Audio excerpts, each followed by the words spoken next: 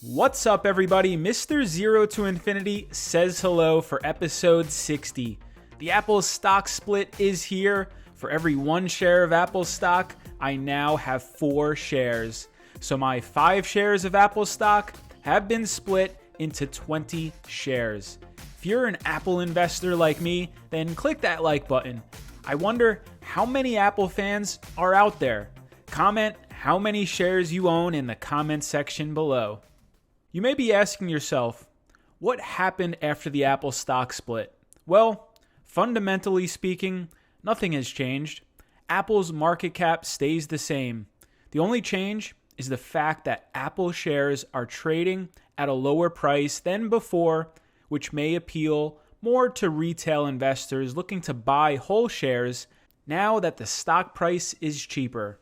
For my Zero to Infinity stock portfolio that I've been documenting since episode 1, I had an average cost basis of $245.03 when I purchased my Apple shares, and the reasoning for buying those shares was discussed in an earlier episode with a thumbnail that said Best 5G Stock Now. That episode was posted back on April 20th, 2020.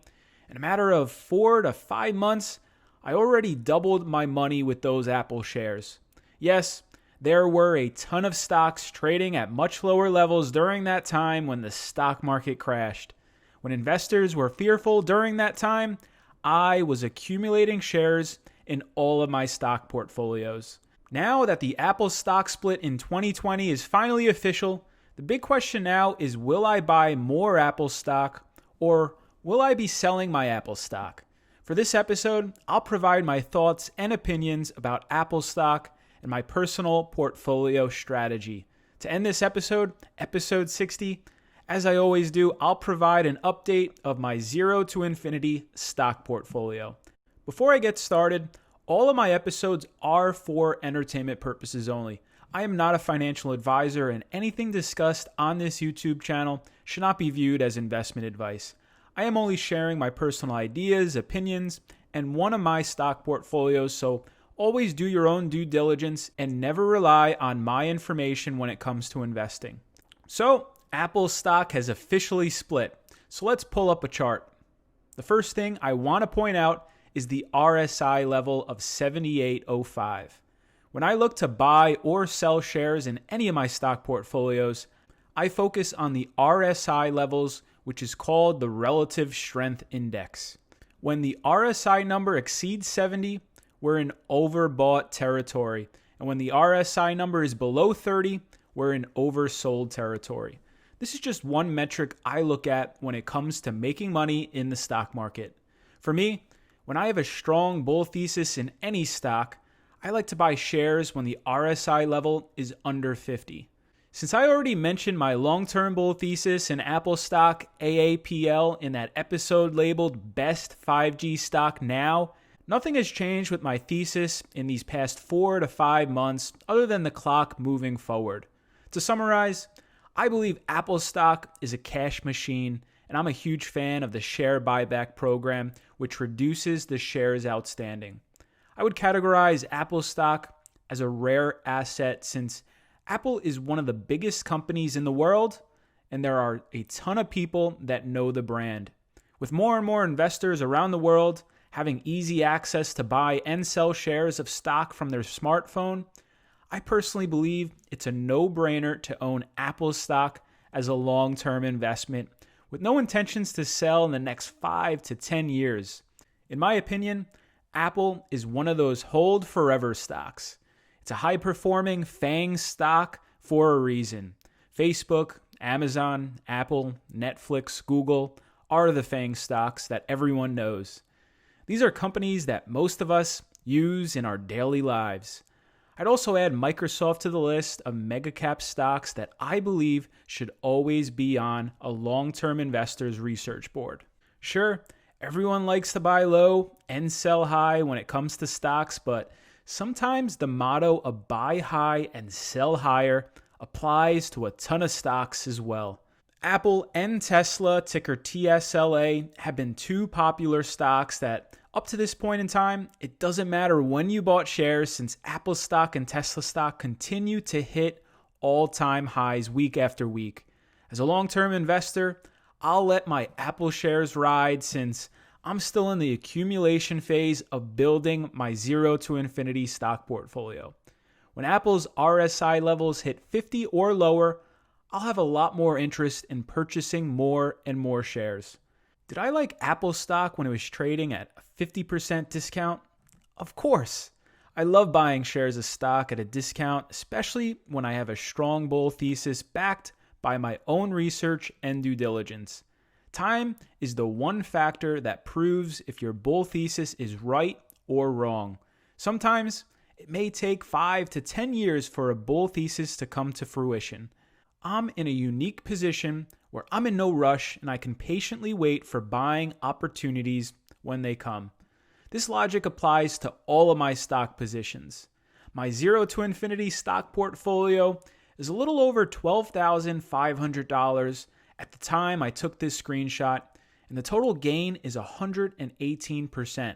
If you too are building your own stock portfolio, then feel free to make sure to subscribe and join the community of like-minded individuals in the comments section.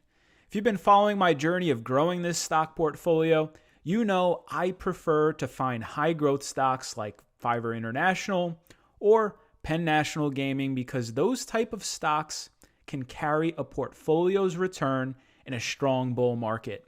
For example, I bought roughly $1,200 worth of shares in Fiverr, Penn National Gaming, and Apple, and those companies increased the portfolio by over $6,000. I've been monitoring quite a few stocks at the moment, especially since a lot of my holdings are trading at all-time highs. Between me and you, I personally feel the stock market is due for a 5 to 10% correction looking at the technicals, so I'll be monitoring everything closely this month. In August, I received 3 dividend payments. Apple stock paid me $4.10, Costco paid me 70 cents, and Starbucks paid me $2.46. That totals $7.26, which went to my cash position. If my stocks continue to pay the same dividend payments over the next 3 quarters, I expect my zero to infinity portfolio to bring in roughly $29 for a full year. Luckily, since I'm still in the accumulation phase of building out my portfolio, I plan on increasing my dividend checks by buying more dividend high growth stocks as we continue to the end of 2020. Sure, $29 in dividend income is chump change right now, but that dollar amount will be much higher in the future compared to today. That's the great thing about investing in the stock market. I'm not competing with anyone but myself and at my own pace that matches with my own unique risk tolerance. I personally try my best to keep my emotions in check at all times when it comes to investing. Right now, I think there's a lot of FOMO or fear of missing out investing right now. The stock market crash recovered quicker than a lot of analysts expected, and a lot of investors weren't buying stocks during the bottom of the crash. Short term, I personally feel the easy money was made back in March and April compared to today's levels. If you've been following my investment strategy, I focus on the long term versus the short term. I read a lot of investment articles, and there are many analysts saying we are in bubble territory at these levels. I believe these stock market bubble headlines will continue to appear as the stock market continues to go up. My tip to anyone listening is never let any article or talking head on TV or YouTube sway your decision making. As the legendary investor Peter Lynch once said, far more money has been lost by investors preparing for corrections or trying to anticipate corrections than has been lost in corrections themselves. There will always be buying opportunities in the stock market, and sometimes patience is key to long-term success. Let's end it there. Play the music. If you made it this far into the episode, then make sure to subscribe and click that like button to support the channel. It helps immensely with the YouTube algorithm. Feel free to watch my earlier episodes of how I'm growing one of my stock portfolios from zero to infinity. One of my favorite comments from last episode is on your screen. All my episodes are meant to be watched in order since the stock market is always changing and there are always new trends to be found as the weeks tick forward. Instagram is Mr. Zero to Infinity. Thanks again for watching. Let's keep building from zero to infinity. You got this. Disclaimer, this video is for entertainment purposes only. I am not a financial advisor and anything discussed on this YouTube channel should not be viewed as investment advice. All ideas and opinions presented in this episode are mine and mine alone. You should never take any of this information as guidance for buying or selling any type of investment or security. Always do your own research prior to making any investments. Do not assume any facts and numbers in this video are accurate. Read the disclaimer on your screen fully. Peace.